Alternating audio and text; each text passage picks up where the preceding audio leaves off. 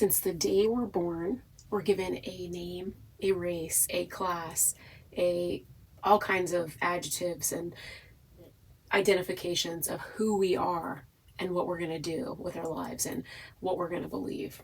We're given all of these things to us, which completely take us away from who we truly are. And a lot of things that we're taught are not true.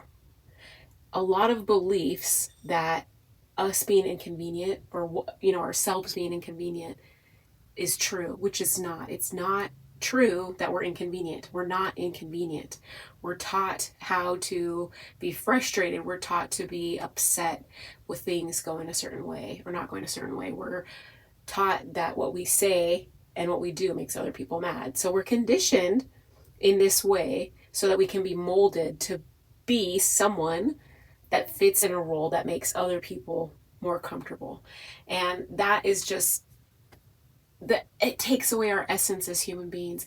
I grew up in the United States and I've had a lot of this conditioning. I'm still, in this country, and it's not just in this country, it's a worldwide thing. No matter what culture, no matter what part of the world, most parts of the world are about conditioning to the societal expectation to look a certain way, to behave a certain way, and to act a certain way so that we don't commit crimes and break laws and hurt other people.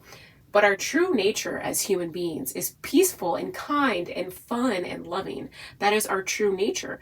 But we're told all these things. No, don't do that. Don't say that. You're going to break something. You're going to make someone mad. And we're giving our parents, it's not anyone's fault, okay? But our parents, with our family and a lot of people we meet, we're told all these things.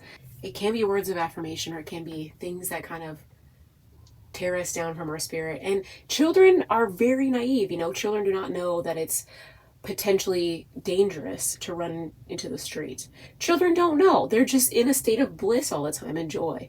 So as parents, we have to protect our children and we have to guide them, but we don't raise kids because the things that we raise are cattle and pigs and horses and animals. And even though our species, we have a biological aspect that is pretty animalistic, we're just slightly different. But besides the hierarchy of intelligence within species of animals and humans, whatever it may be, we don't know. We're innocent when we're children, especially, and when we're born. We don't know the hazards and dangers of life because those do exist in a physical world. But most of us are taught that if we do something, if we walk out of place, if we move, that we're going to break something or we're going to make someone mad. And one of the biggest things that I've learned over the last 3 years since my spiritual awakening and beginning to study metaphysics, I'm not enlightened and I still suffer, I still experience anxiety, and I still experience anger.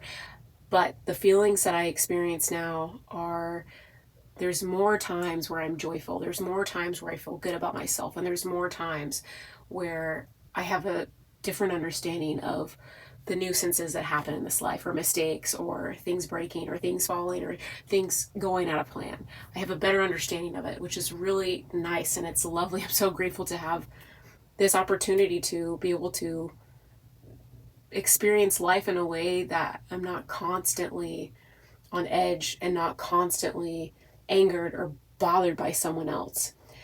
It still happens, trust me, but it's way less than it was before. But back to what I was saying. What was I saying? Back to what I was saying.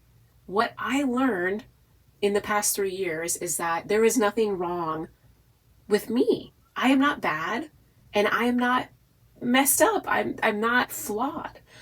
We all as humans, we're imperfect. We're imperfect in a perfection, and that is what makes us perfect. How boring would life be if everything was perfect, if there was nothing but kindness and love, if there was nothing but success and money and peacefulness and health and loveliness between everyone? That would be a really beautiful thing, but we would probably get bored after some time because the pain that we go through makes life living worthwhile. It makes life more interesting. And life as a human being is a really weird thing. It's a funky thing for sure. And we do experience a lot of bullshit on this planet. A lot of hatred that's unnecessary, and violence completely unnecessary, and racism. Those things do happen in this world. And, I have a solution that I believe would work, but it's just one solution that I believe in and that I do my best to practice it to positively contribute to those events that happen in this world that are harmful.